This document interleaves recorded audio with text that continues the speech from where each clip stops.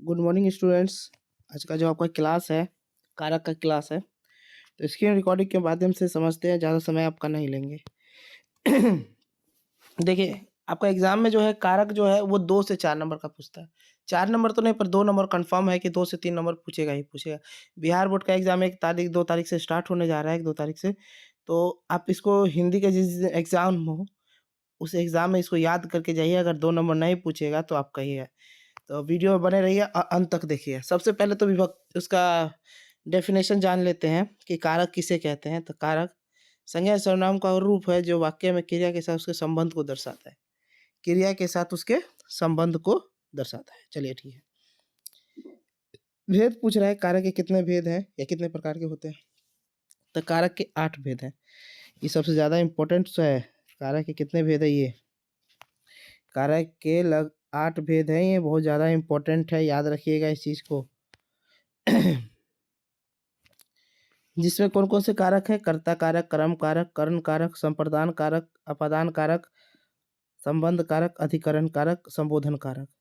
आइए, कर्ता कारक किसे कहेंगे? तो क्रिया को करने वाले को कर्ता कारक कहते हैं, यानी काम को करने वाले को कर्ता कारक कहते हैं।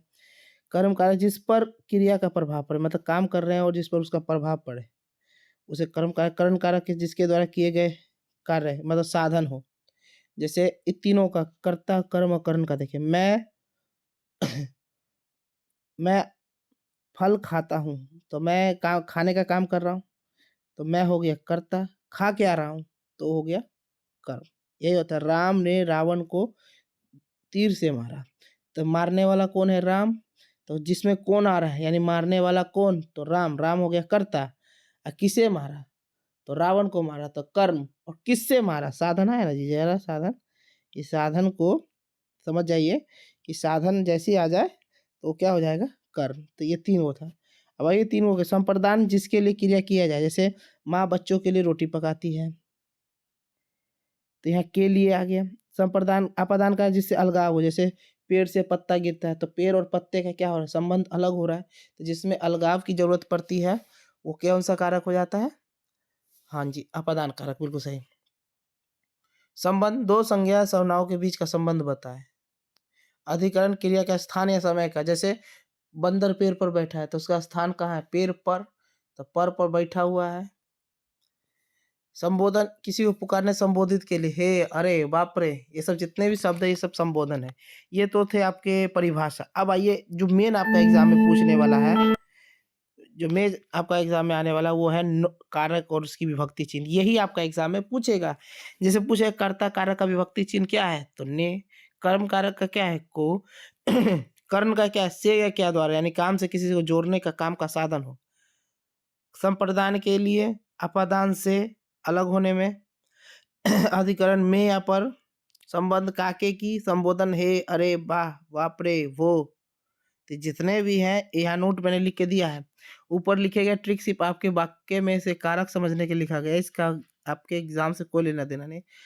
ये वाला ट्रिक के बारे में बात कर रहा है। अब ये वाला जो ट्रिक है, ये सारा के सारा, ये सब जितने भी हैं, तो आप इसको यहाँ से कर्ता ने कर्म को कर्ण से, संप्रदान के लिए अपादान से, अधिकरण में पर, संबंध का के की, संबोधन, अरे, वाह, बाप रे।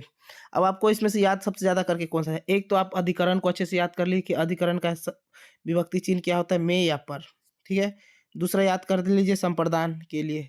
कर्म का याद करिए को होता है। कर्ण का क्या होता है? देखिए, इसी 4 गो में से 80% उम्मीद है, अगर डालेगा तो अधिकरण से डालेगा जिसमें में या पर इसका विभक्ति चिन्ह है। तो आशा करता हूँ कि आपको समझ में आया हो, और इस वीडियो को 10 बार देखिएगा। नहीं समझ में आया कमेंट में आइएगा, नहीं तो मेरा पर्सनल नंबर जिस स्टूडेंट के पास है वो कॉल कीजिएगा, और मैं नंबर लिंक कर दूंगा, उसमें आप कर लीजिएगा। फिर नेक्स्ट वीडियो के साथ मिलते हैं।